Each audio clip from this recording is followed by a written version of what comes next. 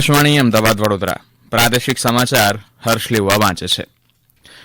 પ્રધાનમંત્રી નરેન્દ્ર મોદીની વર્ચ્યુઅલ ઉપસ્થિતિમાં મુખ્યમંત્રી ભૂપેન્દ્ર પટેલ આજે 13,000થી વધુ સ્વસહાય જૂથની 1,30,000થી વધુ મહિલાઓને 250 કરોડથી વધુની સહાય અર્પણ કરશે.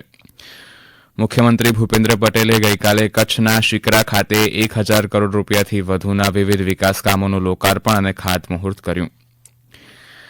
રાજ્ય સરકાર દ્વારા ખેતરમાં ટ્રાન્સમિશન ટાવર બનાવતા સમયે થતા નુકસાન સામે અપાતા વળતરમાં વધારો કરાયો. રાષ્ટ્રીય તપાસ સંસ્થા દ્વારા લશ્કરે તોયબા કેસમાં ગુજરાત સહિત 7 રાજ્યોમાં દરોડા પાડી સઘન તપાસ હાથ ધરાઈ અને જૂનાગઢના ભવનાથમાં યોજાતા પરંપરાગત મહાશિવરાત્રીના મેળાનો ગઈકાલે પ્રારંભ થયો છે.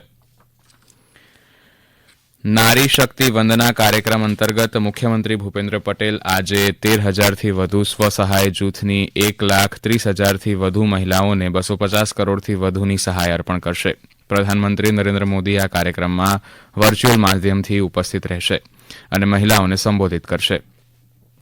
રાજ્યના 33 જિલ્લાના તમામ 115 વિધાનસભા મતદારોમાં વિકસિત ભારત વિકસિત ગુજરાત નારી શક્તિ વંદના કાર્યક્રમનું આયોજન કરાયું છે.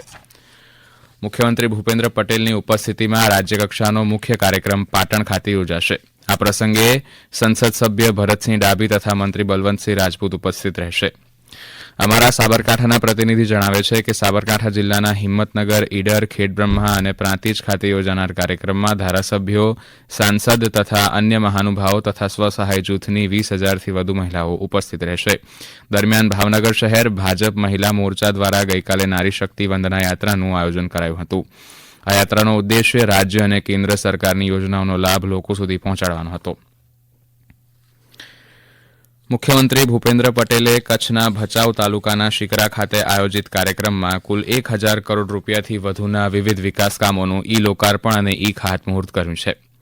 કચ્છમાં આવી રહેલા ગ્રીન એનર્જી ક્ષેત્રના વિશ્વકક્ષાના પ્રકલ્પોનો ઉલ્લેખ કરીને શ્રી પટેલે જણાવ્યું કે ગ્રીન એનર્જીના ક્ષેત્રમાં કચ્છ જિલ્લો આજે દેશભરમાં અગ્રેસર બન્યો છે. શ્રી પટેલે જણાવ્યું કે કચ્છમાં પાણીની સમસ્યા ભૂતકાળ બની ગઈ છે. કચ્છના ટાવર સહિતના ડેમ સુધી નર્મદાના નીર પહોંચ્યા છે. આ ઉપરાંત તેઓએ અબડાસા ખાતે આર્ટ્સ એન્ડ કોમર્સ કોલેજને સૈદ્ધાંતિક મંજૂરીની જાહેરાત કરી હતી. મુખ્યમંત્રી ભૂપેન્દ્ર પટેલે 12 કામોનું ઈ ખાતમુહૂર્ત કર્યું હતું, જેમાં 740 કરોડ રૂપિયાના ખર્ચે તૈયાર થનાર ભુજ ભચાઉ હાઈસ્પીડ કોરિડોર સહિત અન્ય વિકાસ કાર્યોનો સમાવેશ થાય છે. રાજ્ય સરકાર દ્વારા ખેડૂતોની માંગણીને ધ્યાનમાં રાખીને મહત્વપૂર્ણ નિર્ણય લેવાયો છે.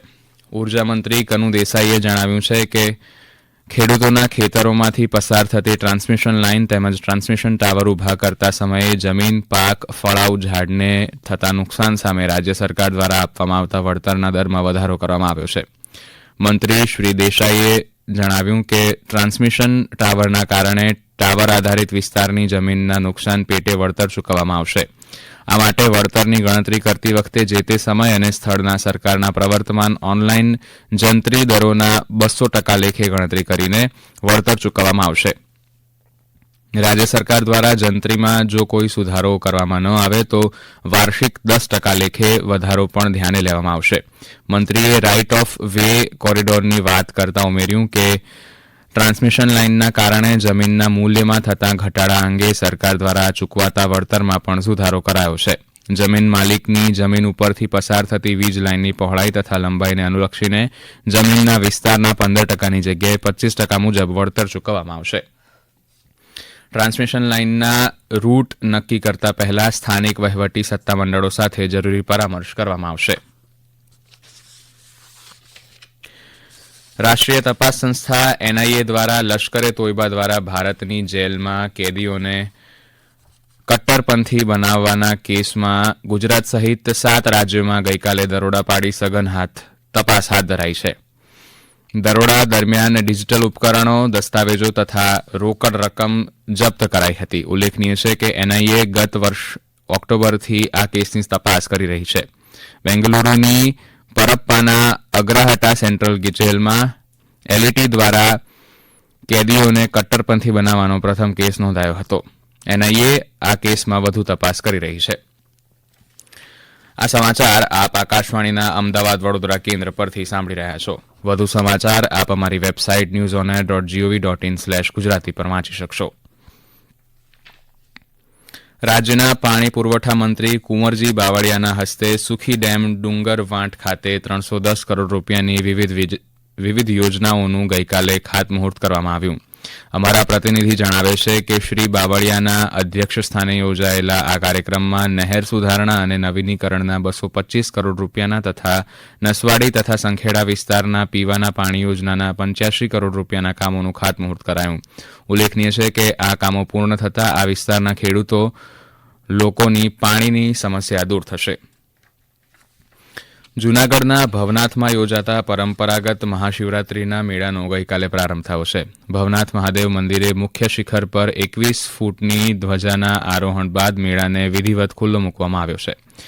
જૂનાગઢ મહાનગરપાલિકાના અધિકારી પદાધિકારીઓ, જિલ્લા વહીવટીતંત્ર સાથે સમગ્ર દેશમાંથી આવેલા દિગંબર સાધુ સંતો મહંતોએ પૂજા અર્ચનાનો લાભ લઈ ધન્યતા અનુભવી હતી. 4 દિવસ સુધી ચાલનાર આ મેળામાં વિવિધ કલાકારો ભજનની રમઝટ બોલાવશે. ગઈકાલે મેળાના પ્રથમ દિવસે 2 લાખ લોકો ઉમટ્યા હતા. વહીવટીતંત્ર દ્વારા ભક્તોની સુવિધા માટે વિવિધ વ્યવસ્થા કરાઈ છે. એસટી નિગમ દ્વારા વિશેષ બસ ટ્રીપો શરૂ કરાઈ છે. જૂનાગઢમાં ચાલી રહેલા મહાશિવરાત્રીના મેળામાં વાહન વ્યવહારની સરળતા માટે પોરબંદરના એસટી ડેપો ખાતેથી વધારાના રૂટ શરૂ કરાયા છે. અમારા પોરબંદરના પ્રતિનિધિ મહેશ લુક્કા જણાવે છે કે પોરબંદર એસટી ડેપો ખાતેથી જૂનાગઢ તેમજ સોમનાથ માટે સવારે 6 વાગ્યાથી રાત્રિના 10 વાગ્યા સુધી દર કલાકે બસ સુવિધા ઉપલબ્ધ કરવામાં આવી છે. સોમનાથ મંદિર ખાતે મહાશિવરાત્રી નિમિત્તે વિશેષ આયોજનો કરાયા છે. ગણદેવી તાલુકો ચીકુ ખેતી માટે આગવું નામ ધરાવે છે. અહીં અમલસાડ, અજરાઈ, ગણદેવી, ધનોરી, ખારેલ, ગળત, માણેકપુર, વેડછા, અબ્રામા અને નવસારી મંડળી તેમજ એપીએમસી ખેડૂતોના ચીકુની ખરીદી કરે છે.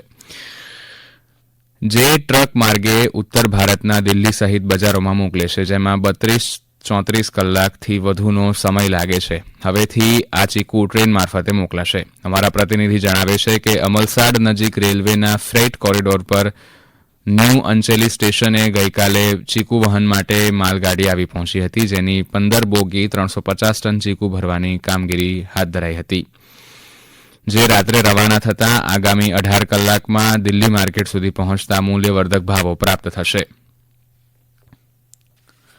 અમદાવાદ સાયન્સ સિટી ખાતે યોજાયેલા સાયન્સ કાર્નિવલનું સમાપન થયું છે.